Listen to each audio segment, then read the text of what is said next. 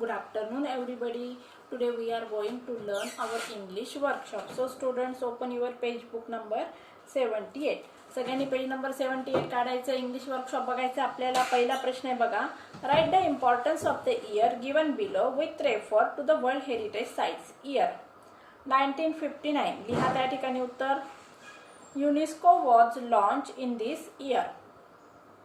UNESCO was launched in this year. Second, 1965. There was a White House conference to protect the sites.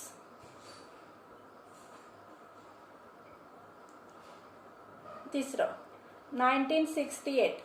The International Union for the Conservation of the Natural as well as Cultural Sites.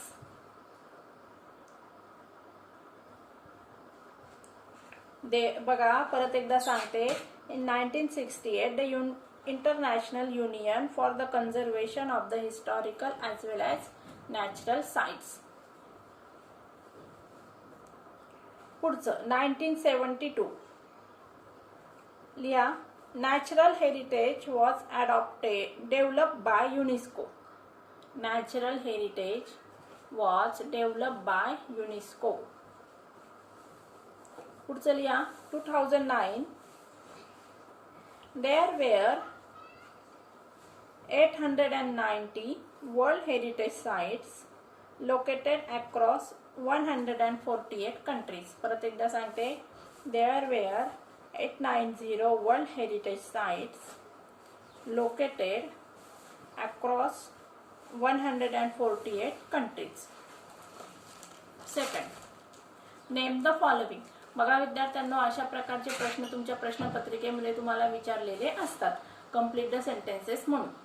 पहिले बघा. The country where the mount Huangshan is situated. China. लिहा त्या ठिकाणी China. The famous dam in Egypt on the river Nile. Aswan high dam. लिहा. Aswan high dam. Third, the place where the conference based on human environment was held. Stockholm, Sweden. उत्तर काय त्याचं? Stockholm, Sweden. चौथं, the country in which the highest number of World Heritage Sites are. Italy. काय लिहायचं त्या ठिकाणी? Italy. शेवटचं, the body which can exclude a site from the World Heritage list. The World Heritage Committee. काय उत्तर आहे त्याचं? World heritage committee. इन्क्लूड म्हणजे समावेश करणे, एक्सक्लूड म्हणजे बाहेर काढून टाकणे. तिसरा प्रश्न आहे बघा. Complete the following sentences. पहिले त्यातलं वर्ल्ड हेरिटेज साइट्स इन्क्लूड्स. काय काय इन्क्लूड होतं वर्ल्ड हेरिटेज साइट्स मध्ये? मग फॉरेस्ट, लेक्स, मॉन्युमेंट्स, बिल्डिंग्स अँड सिटीज. लिहा. Forest, lakes, monuments, buildings and cities. Second, there were around 890 World Heritage Sites in the world. काय लिहायचं त्या ठिकाणी? फक्त 890. थर्ड लिहा बघा. The role of the World Heritage Committee is. त्याचं उत्तर लिहा. To establish the sites to be listed as UNESCO's World Heritage Site. परत एकदा सांगते. To establish sites to be listed as UNESCO's World Heritage Site. चौथं, the tenure of World Heritage Committee is once a year. काय त्याचं उत्तर? Once a year. पुढचं, we can get more information about World Heritage Sites from its websites. WHC UNESCO Organization. WHC UNESCO Organization. लिहिलं सगळ्यांनी. चौथा प्रश्न बघा. Complete the following web by giving the reasons why World Heritage Sites are in danger. Web मध्ये काय प्रश्न आहे बघा आपल्याला. World heritage sites are in danger. जागतिक वारसा स्थळ संकटात सापडलेली आहेत. त्याची रिझन्स लिहायचे आपल्याला.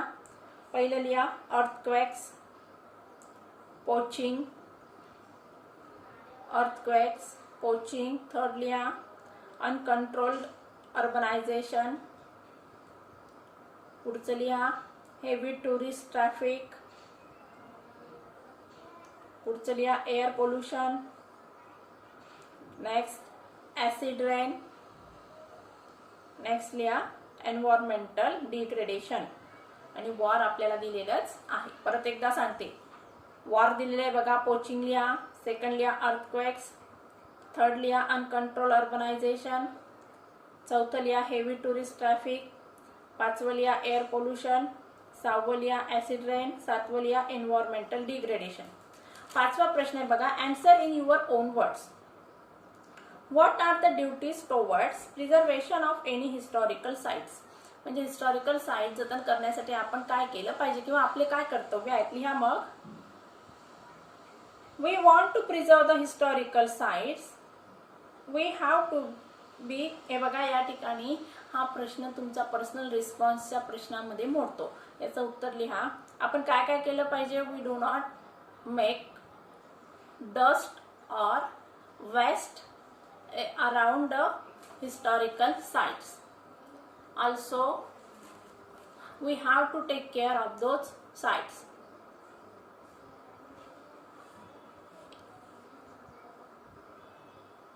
Polluted the area, affect that area, affect that building or monuments. Points मध्ये लिहायचं म्हटलं तर we should not pollute that area. Second, we should not inscribe our names on that sites.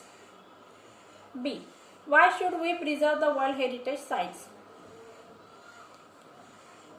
आपण का प्रिझर्व केल्या पाहिजे. लिहा उत्तर. We should preserve the World Heritage Sites for the next generation.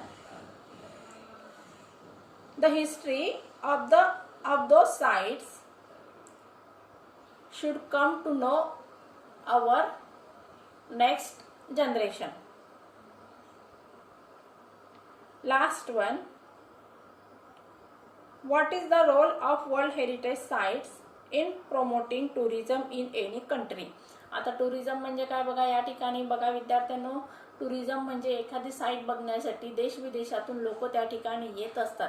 आणि हे जे भेट देणारे लोक असतात ते त्या ठिकाणी काही वस्तू लोकल मार्केटमधल्या वस्तू परचेस करतात किंवा त्या ठिकाणी स्टे करतात. त्यांचं खानपान असतं आणि यांच्यापासून जो मिळणारा पैसा असतो तो लोकल मार्केटमध्ये किंवा स्थानिक पातळीवर लोकांना रोजगार उत्पन्न करत असतो. मग या ठिकाणी या वर्ल्ड हेरिटेज साईटचं काय इम्पॉर्टन्स आहे लिहून घ्या उत्तर मग.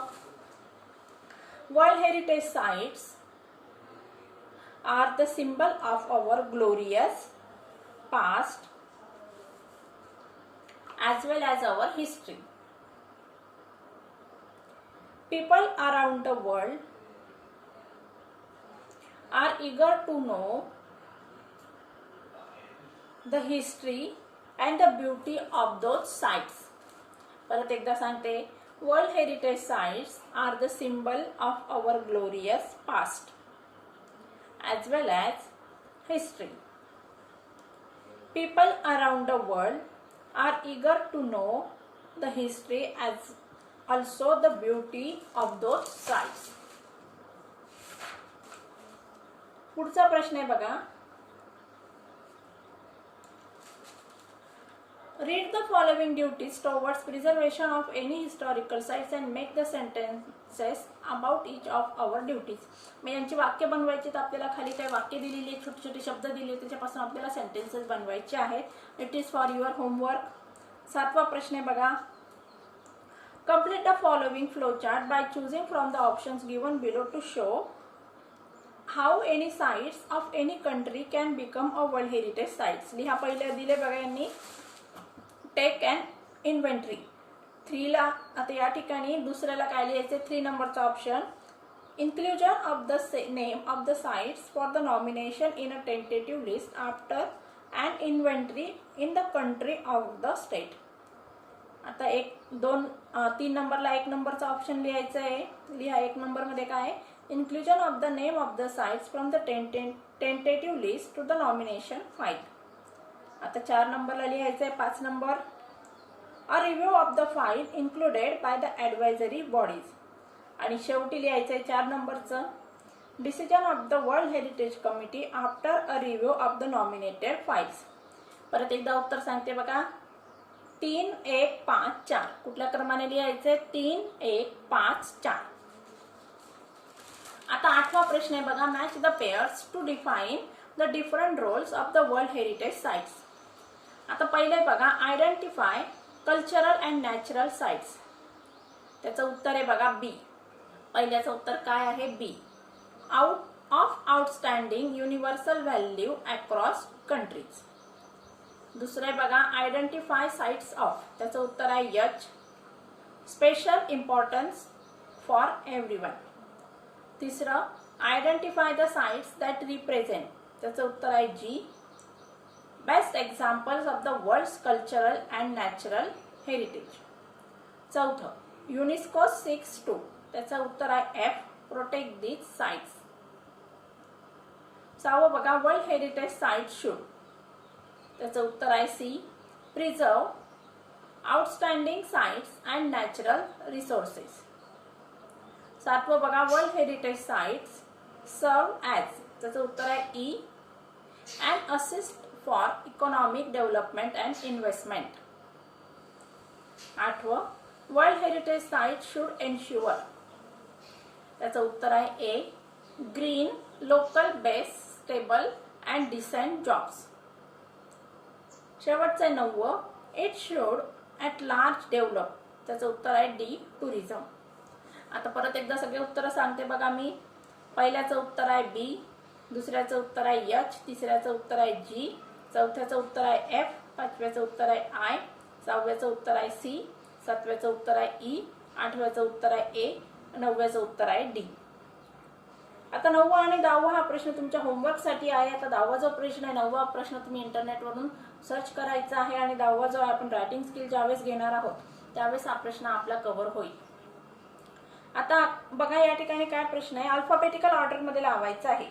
Find from the text minimum 8 words related to the world heritage and make a word register.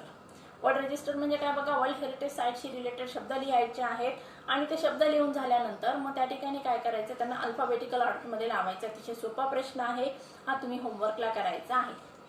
पुढचा प्रश्न बघा 12वा, look at the words and their meanings, underline the correct alternative. पहिले बघा डिटरमाइन. त्याचं उत्तर आहे डिसाइड. बी ऑप्शनला करेक्ट करा. तिसरं मॉन्युमेंट्स. सी ऑप्शनला राईट मार्क करा. Memorial building. तिसरं आहे बघा सिग्निफिकंट. त्याचं उत्तर आहे डी. इम्पॉर्टंट. चौथं आहे बघा डिझास्टर. त्याचं उत्तर आहे calamity.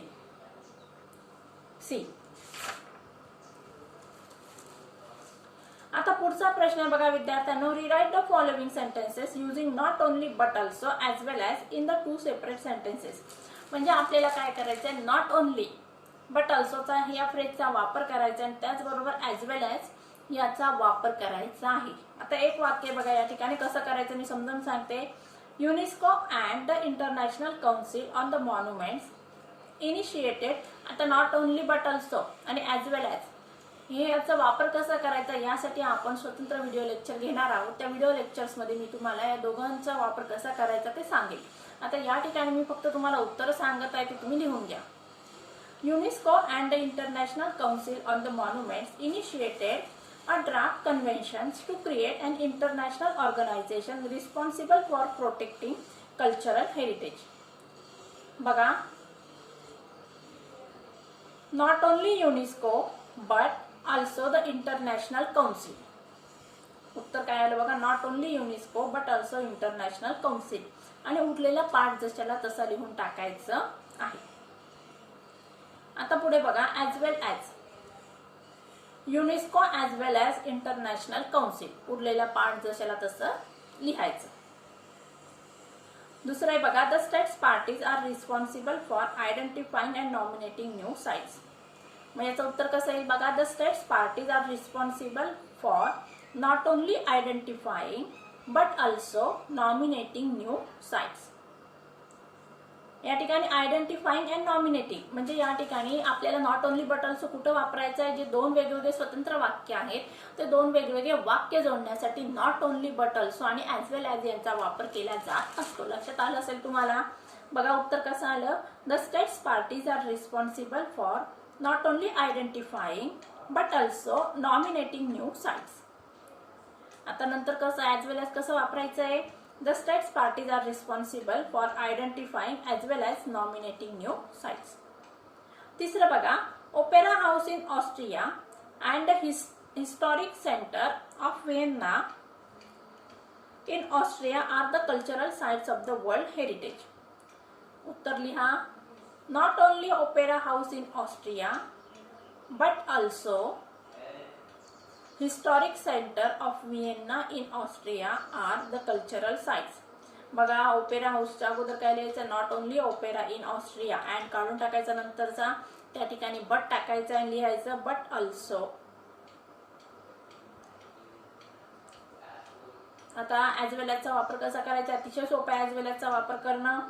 Opera house in Australia as well as historic centre of Vienna. बाकीचं वाक्य जशाला तसं. चौथा बघा, world heritage sites can also be a combination of both natural and cultural and natural areas.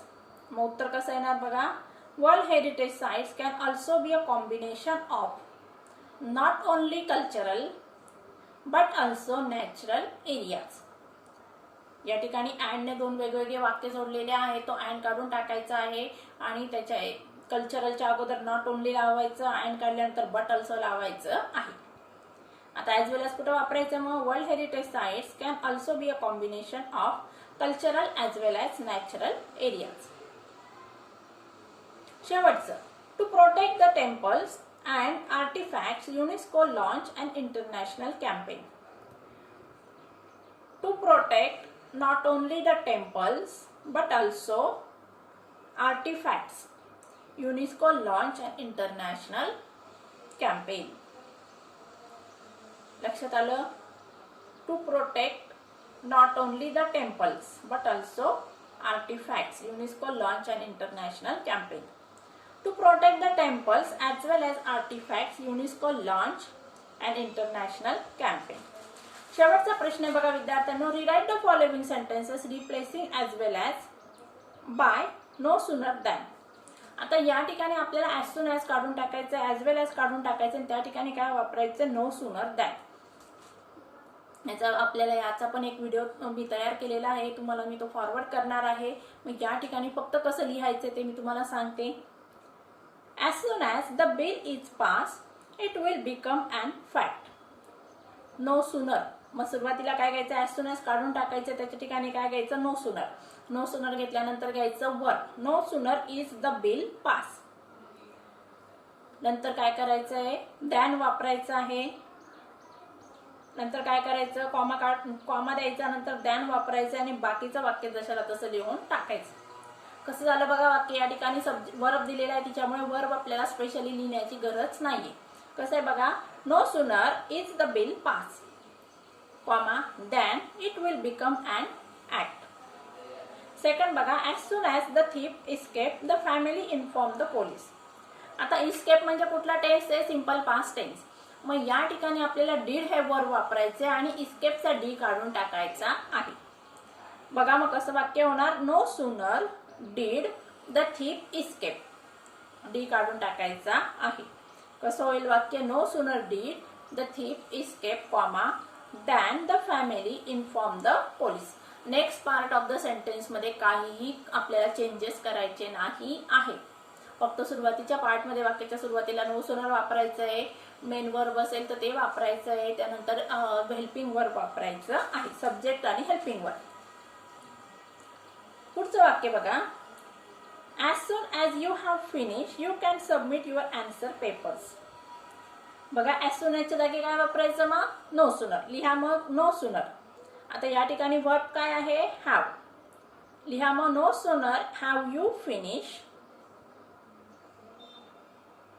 कसं स्ट्रक्चर झालं लक्षात आलं का विद्यार्थ्यांना तुम्हाला? बघा, no sooner plus helping verb plus subject plus main verb plus than plus remaining part of the sentence.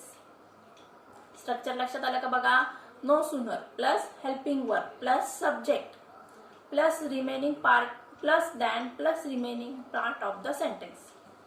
No sooner लिहून घ्या, plus helping verb plus subject plus main verb plus remaining part of the then नंतर remaining part of the sentence. बघा शेवटचं वाक्य काय आहे. as soon as they can manage they should change their house. लिहा मग no sooner can they manage comma than they should change their house. शेवटचं वाक्य as soon as the bell will ring the school assembly will start. लिहा no sooner will the bell ring comma than the assembly will start.